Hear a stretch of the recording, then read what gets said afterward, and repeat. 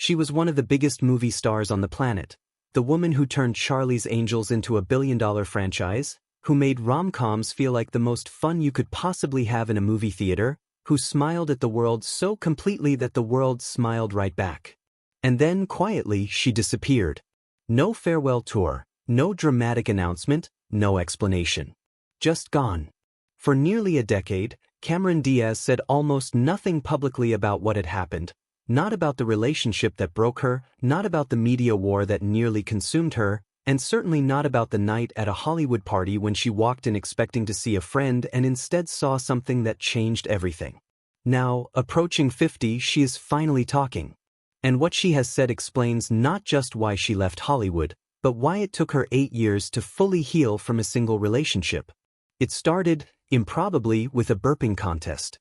April of 2003, the Nickelodeon Kids' Choice Awards, a show designed to be gloriously silly, where adults are encouraged to be as ridiculous as possible.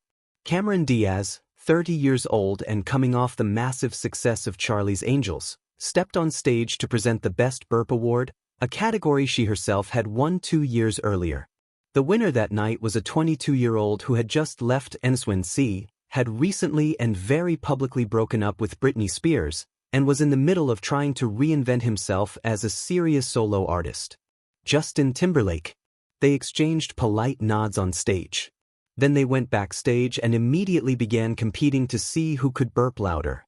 That ridiculous, completely unguarded moment broke every barrier between them in approximately 30 seconds.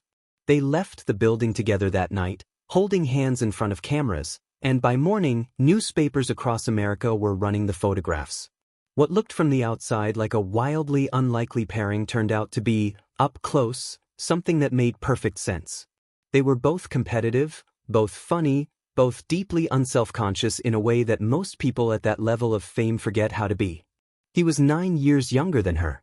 It never seemed to matter. Within months, they were inseparable. She appeared on his Justified and Stripped tour in July of 2003, not as a passive supportive girlfriend in the front row but as someone who seemed genuinely woven into the fabric of what was happening, dancing with the crowd, moving through the venue with the ease of someone entirely at home. Friends who observed them during those early months said they fed off each other, lit each other up, brought out something in the other that they did not always find on their own. From the outside they were a perfect image, both blonde, both effortlessly stylish, both projecting a particular brand of carefree charisma that made every photograph of them look like an advertisement for being young and alive in the most exciting city in the world. And for a while, that was more or less what it was. Then the media decided they were more valuable as targets than as subjects. And everything changed. In July of 2004, the News of the World, then one of Britain's most aggressive tabloids, ran a front-page story claiming that Justin Timberlake had cheated on Cameron Diaz with a British model named Lucy Clarkson. The story was elaborate. Secret hotel rooms, flirtatious texts, late-night visits to her London apartment during his UK tour. The newspaper had paid Clarkson for the account and published it with the confidence of a headline they expected to stand. They were wrong. Timberlake did something that almost no male celebrity in that era was willing to do. He sued. He hired Keith Schilling, the same attorney who had successfully represented Naomi Campbell against the Daily Mirror, and he took News of the World to London's High Court. He never wavered.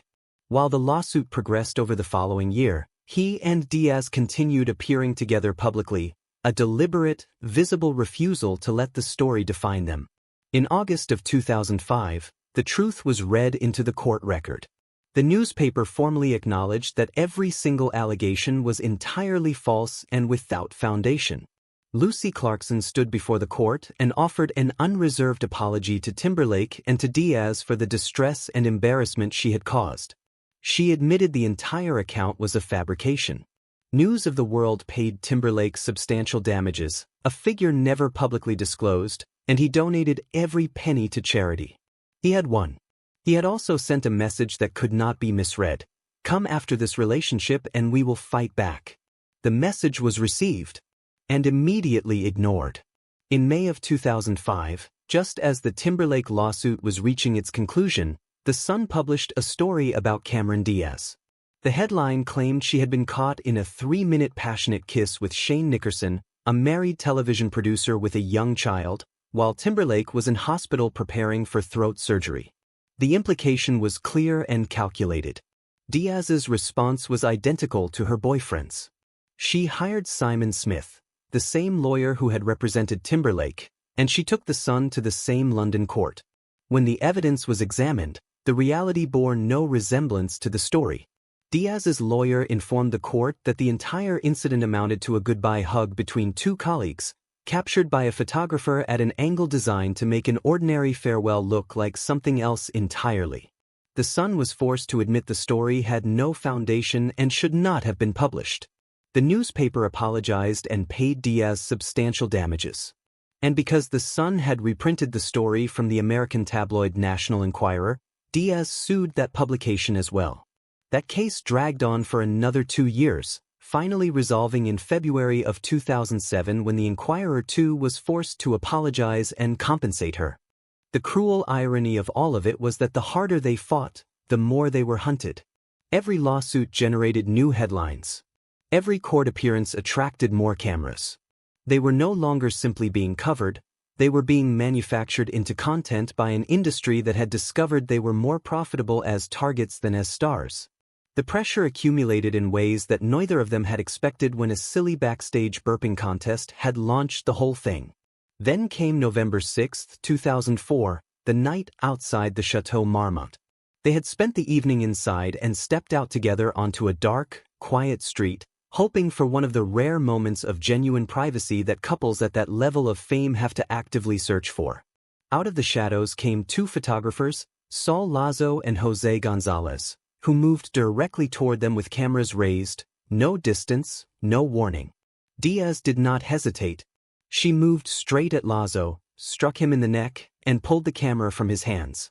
Timberlake stood over the man who had fallen and told him, loudly and directly, that he would not do anything in response. When Lazo tried to explain he was simply doing his job, Timberlake was unmoved. He shoved Gonzalez and Diaz attempted to take his camera as well before both photographers fled. Timberlake shouted after them as they ran. 6 days later, Lazo and Gonzalez filed a lawsuit for assault and battery, claiming they had been standing more than 10 feet away and had not engaged in any harassment.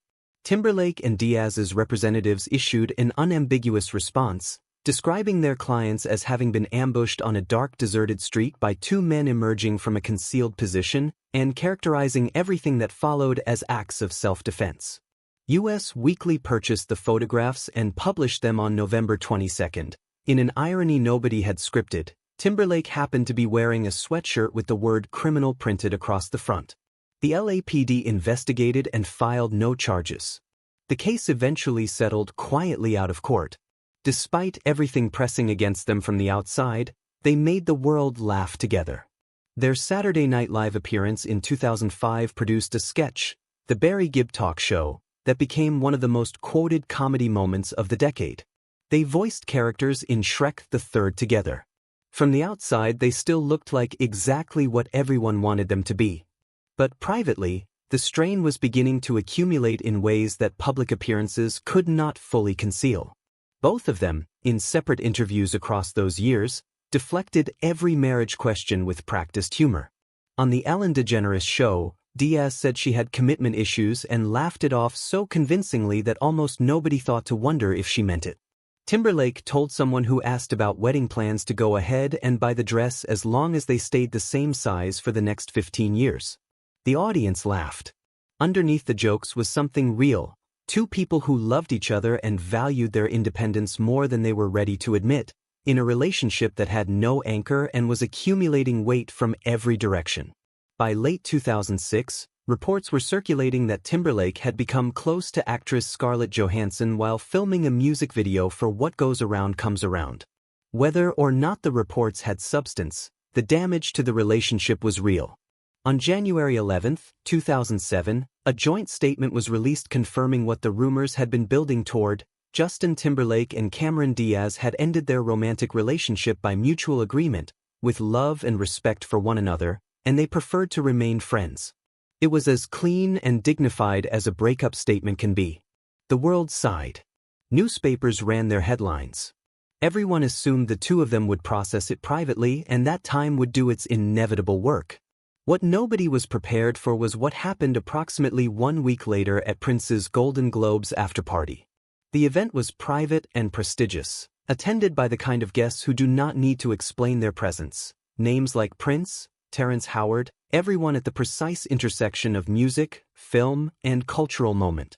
Timberlake was there, polished and composed, and during the party he began talking to a young actress named Jessica Biel. They laughed. Their attention was mutual and visible. The conversation went on long enough that people nearby began exchanging glances. And then Cameron Diaz walked in. She arrived, most likely, expecting the kind of easy, graceful post-breakup encounter that their public statement had seemed to promise. Two adults who had chosen each other once, parted respectfully, and were navigating the aftermath with the same dignity they had brought to everything else.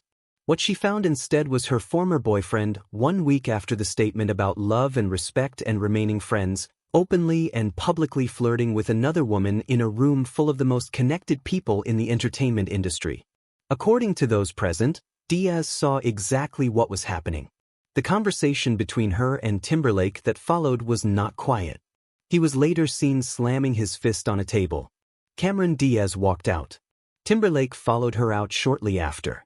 Jessica Biel, who would eventually marry Timberlake in 2012, remained.